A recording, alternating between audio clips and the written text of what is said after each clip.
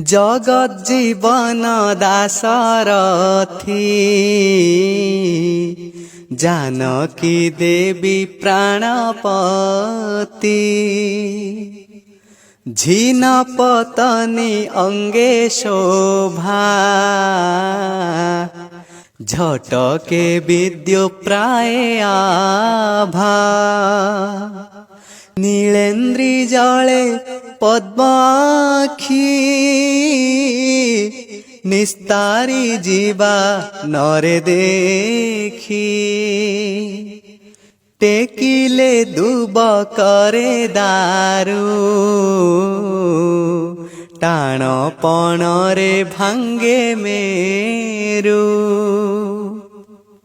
अथ द्वादशाध्याय। शौनक उवाच एमंत सुत मुखु शुणी शौनक कहे मंजुबाणी कोपे जे द्रोणंक कुमार मंत्री पेशिला ब्रह्मसर सर प्रचंड तेज बळे भये कंपिले दिगपाळे उत्तरा गर्भे से पड़िला तक्षणे गोविंद रखिला से पुणी गर्भु जन्म होई पाଳିला राजपणे मही जगते कर्म जेते कला प्रजांकु जेमंते पाଳିला केवण हेतु नृपराण काहीं छाड़िला निज प्राण अल्प बयसे से नृपति अंते लभिला केउ गति तार सकल कर्म दीक्षा आंभे श्रवणे करु इच्छा आंभंकु जेबे दयाबह संशय जाऊ मुनि कह आनंदे व्याशंकर सुत ताहांकु देले ज्ञान तत्व एमंत मुनि गण मध्ये शौनक मुनि अनुवादे गोविंद पादे देई चित्त हरि कहंती मुनि सुत। सूत उवाच कुरुनगरे धर्म राजा पितांक प्राय पाळे प्रजा कृष्ण हुन जाणईयान विषय रसे नाही मन धर्मर संपद रक्षणे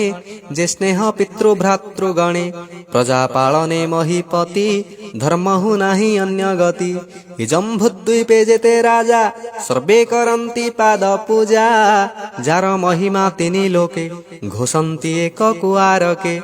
गोविंद जार हृदय बसे से कि विषय रस रसे एबे हो शुण विप्रजने परीक्षित जन्म जेसने मातार गर्भे जेबे थिला नयन मार्गे से देखिला जेसने तेजे दिनकर गर्भे पड़िला ब्रह्मशर उत्तरा डाके त्राही त्राही तक्षणे प्रभु भावग्राही अंगुष्ठी जेबे क शरीर सुदर्शन जे धरी कर किरीट कुंडल विराजे प्रभार रवि तेज गंजे अपूर्व रूप घनश्याम जड़ित हेम कोटि दाम आजानुलंबे भुजचारी गदाब्ज शंख चक्रधारी कोपे लोहित बेनी दृष्टि गदा धारणे दृढ़ मुष्टि गदार तेजे रवित्रास पुरे मंडल दश दिश हरिले ब्रह्मसर तेज निशारे जह्ने ग्रह राज तक्षणे गर्भ रक्षा करी अंतर होइले मुरारी बालक देखे ता नयने गोविंद गले अंतर्ध्याने तक्षणे सर्व शुभ काले अमर गरु लग्न बेले बालक होइला बाहार रूपे पांडव वंशधर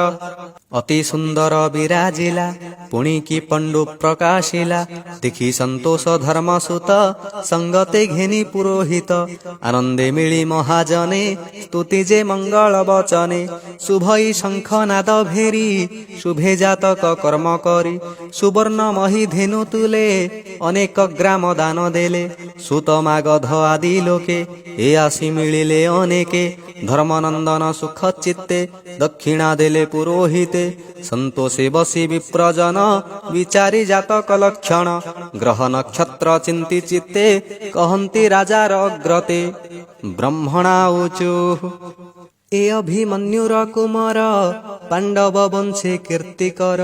गर्भ संकटु ए रहिला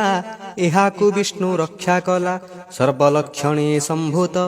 एहार नाम परीक्षित कुरु पांडव वंशधर ए भागवत मध्यवर एमंते ब्राह्मणंक वाणी कहन्ति युधिष्ठिर शुणी युधिष्ठिर उवाच হে বিপ্রবর তুম্ভ বাণী মন আনন্দ কলু শুଣି আগম নিগমর ସାର ତୁମ୍ଭଙ୍କୁ ନୁହେଁ ଅଗୋଚର ଗ୍ରହ ନକ୍ଷତ୍ର ଯୋଗ ସ୍ଥିତେ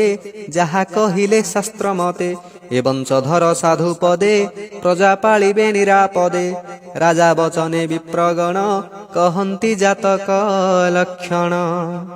ବ୍ରାହ୍ମଣ ଉଚୁ ଶୁଣହୁ ଧର୍ମର ନନ୍ଦନ ଆମ୍ଭର ଆଶିଷ ବଚନ ରାଜ୍ୟ ଏ ପାଳିବ ନିୟତ ଯେହ୍ନେ ଇକ୍ଷ୍ୱାକୁ ମନୁସୂତ ବ୍ରାହ୍ମଣ ସତ୍ୟ ଗୁଣ ନିଧି ଏ ସର୍ବ ଦୀକ୍ଷାପଣି ସିଦ୍ଧି ଏହାର ଗୁଣ କ୍ରିୟା ଯଶେ ଯେହ୍ନେ ଶ୍ରୀରାମ ରଘୁବଂଶେ ସର୍ବଗୁଣରେ କୁମାରେ ନାହିଁ ସମାନେ ତିନି ପୁରେ ସମୁଦ୍ର ପ୍ରାୟ ଯଜ୍ଞକାରୀ ଅର୍ଜୁନ ପ୍ରାୟ ଧନୁର୍ଧାରୀ ହୁତାସନର ତେଜୋମୟେ ବୁଦ୍ଧି ଯେ ସମୁଦ୍ରର ପ୍ରାୟ ମୃଗେନ୍ଦ୍ର ପ୍ରାୟ ତେଜକାରୀ ସ୍ଥିବର ପ୍ରାୟ ହେମଗିରି ପୃଥିବୀ ସମଧୀର ଚେତା ସହିଷ୍ଣୁ ଯେହ୍ନେ ପିତା ମାତା ସମପାଳନେ କି ବିଧାତା ଈଶ୍ୱର ପ୍ରାୟ ବରଦାତା ଆଶ୍ରୟ ସର୍ବ ପ୍ରାଣୀଙ୍କର ଯେହ୍ନେ ସଂସାରେ ରମାବର ସର୍ବଲକ୍ଷଣେ ପୂର୍ଣ୍ଣ କାମ ସୁଦୃଢ଼ ବ୍ରତି ସତ୍ୟଧାମ ବିଷ୍ଣୁର ପ୍ରାୟ ଦେବେ ଯେହ୍ନେ ସକଳ ଗୁଣ ଧାମ ତେହ୍ନେ ବଳିର ପ୍ରାୟ ଧୀର ପଦ ବୈଷ୍ଣବେ ଯେହ୍ନେ ପ୍ରହ୍ଲାଦ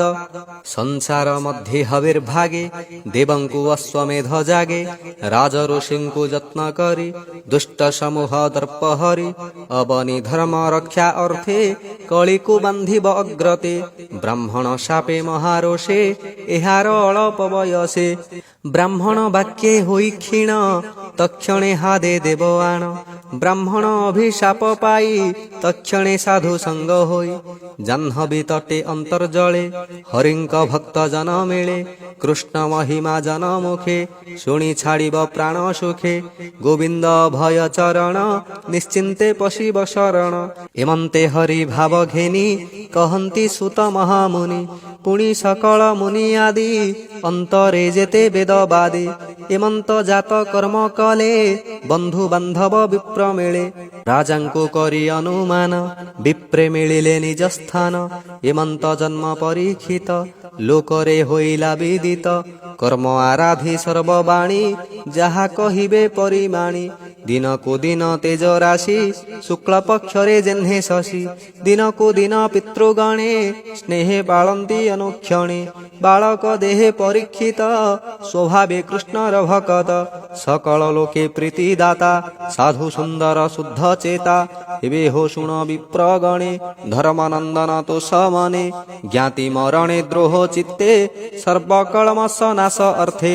ରାଜାଙ୍କୁ ତହୁଁ ନିଜ ଧନ ନ କରି ଦଣ୍ଡ ବରଷଣ ପଞ୍ଚଭ୍ରାତାର ପାଶେ ମିଳି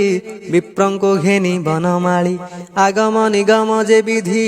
କରାଇ ତିନି ଅଶ୍ୱମେଧି କେତେ ହେ ଦିନ କୃଷ୍ଣ ରହି ଜ୍ଞାତି ସୁହୃଦ ଭାବ ବହି ଦ୍ରୌପଦୀ କୁନ୍ତି ଅନୁବ୍ରତେ ବିଚାର କରି ପଞ୍ଚଭ୍ରାତେ ରଥେ ଅର୍ଜୁନ ସଙ୍ଗ କରି ନିଜ ଭୁବନେ ଗଲେ ହରି ସେ ହରି ଚରଣ ପଙ୍କଜେ ବ୍ରାହ୍ମଣ ଜଗନ୍ନାଥ ଭଜେ। इति श्रीमद्भागवते महापुराणे पारमहंस्यां संहितायां वैयासिक्यां प्रथमस्कन्धे परीक्षितजन्मे नाम 12 अध्याय।